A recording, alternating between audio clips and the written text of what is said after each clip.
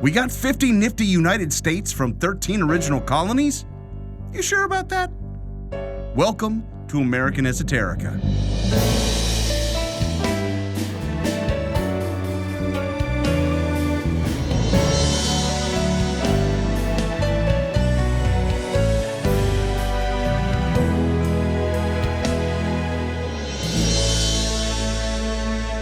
If history class gives you the 88 degrees, this is the feels like 97. The essential stuff in between. The personalities, events, and other ephemera that shape our history and culture. I'm Brian Powers. We all know that there were 13 British colonies and that these became the 13 original states, eventually going through an expansion of the North American League until there were 50. 50 being the number, no more, no less. 51, shalt thou not count, neither count 49, excepting that thou then proceed to 50. 52 is right out. So here's where we now have to ask some uncomfortable questions, such as, what counts as a colony? Did all the British colonies in North America declare independence? And each of the British colonies then in existence within what is now the United States declared independence, right?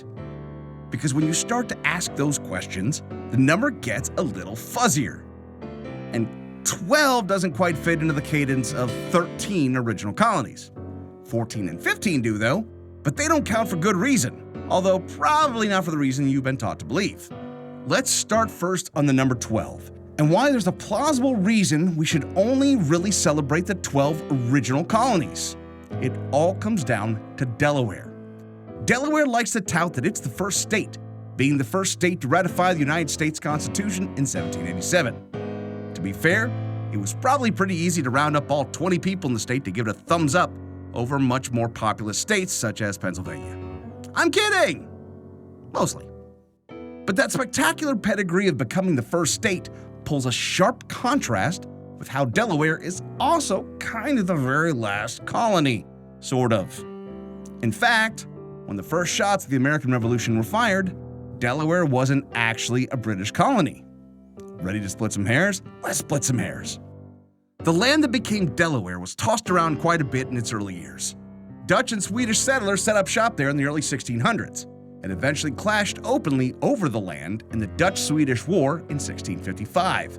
The Dutch won, but the British grabbed it in 1664 and just glommed it onto their colony of New York. William Penn wanted it, so he asked for a grant of the lands in 1682. Which he received and made part of Pennsylvania. The lands were joined to Pennsylvania in a very narrow stretch around what is now Wilmington, but they afforded Penn with more ocean and port access. Tensions, however, ran high between those in the legislature representing the larger portion of Pennsylvania and the lower counties, as the three counties that comprised what became Delaware were called. The lower counties were open to the ocean and, in particular, piracy. But Pennsylvania was largely ruled by Quakers, who refused to fund military defenses with the disproportionate taxes paid by the residents of the lower counties. Things came to enough of a head that those lower county representatives have brought the Pennsylvania legislature to a standstill and forced William Penn's hand. In 1703, the lower counties officially became the three lower counties on the Delaware. Yep, that was its name. A semi-autonomous region with its own legislature, considered a de facto colony of its own.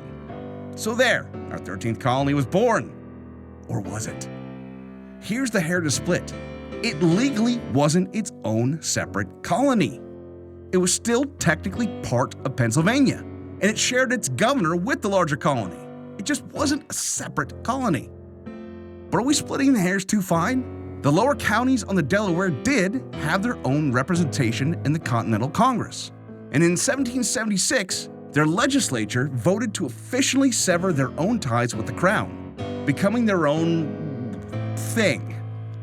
After a failed vote for national independence in Philadelphia with just 9 of 13 colonies supporting it, and that saw the two Delaware delegates evenly split, absent 3rd delegate Caesar Rodney made a desperate all-night ride of 70 miles through the pouring rain on horseback to Philadelphia to cast the tie-breaking vote for Delaware to officially support the cause of independence on, say it with me, July 2nd, 1776. So maybe we should cut Delaware some slack, since they were one of the formally recognized 13 colonies to vote for independence, and Wait, 13 colonies didn't vote for independence. Only 12 did. That's right. New York courteously abstained from the vote because their delegates were waiting on instructions on how they should vote and didn't receive them in time. Not 13 colonies voting for independence, 12. But it was New York that was the odd man out. So there you have it. All 15 British colonies in the United States did line up eventually in favor of independence, and 15? Where did you get 15? Okay, well, in 1763, Britain acquired a big chunk of swampy, mosquito-filled land from Spain in a trade for Havana, Cuba, which those cheeky Brits had captured from the Spanish. That land, named Florida, was then divided into 2 colonies, East Florida and West Florida, with capitals in Pensacola and St. Augustine. Yep, when we talk about the 13 colonies that eventually became states, we're leaving out a big one, or 2 big ones, technically. The Floridas were very much British colonies, just the same as the ones we do count. So why don't we include them? For one thing, they were just too remote, which is true, so it was harder to get that independence fervor headed down there. But the real reason why the Florida colonies aren't included in the count of original colonies is that they stayed loyal to the British Crown. They didn't fight for independence or send delegates to the Continental Congress.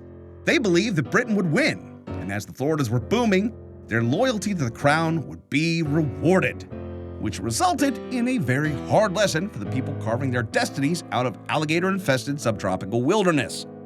When the Treaty of Paris was drawn up, ending the Revolutionary War in 1783, all the major European powers were there at the table. Spain, which had allied with France, which had allied with the colonists, wanted Gibraltar, which had been captured by the British. The British didn't want to give it up, so instead, they traded away the Floridas back to Spain. It was only fitting, since Spain had captured Pensacola during the war already, so now they had the complete set, both Floridas. And that's why we say we get 50 nifty United States from only 26 British colonies in North America in 1776. And you know what? Just forget it. This has been American Esoterica. All sounds are made by me, Brian Powers. Did I get it wrong? Did I get it right? Just want to talk about how dividing Florida up into 2 pieces to carve up its power may have been the smartest thing to ever happen to the state? Drop me a note. The address is yell@americanesoterica.com. More information on the show can be found at americanesoterica.com. Thank you for listening, and God bless America.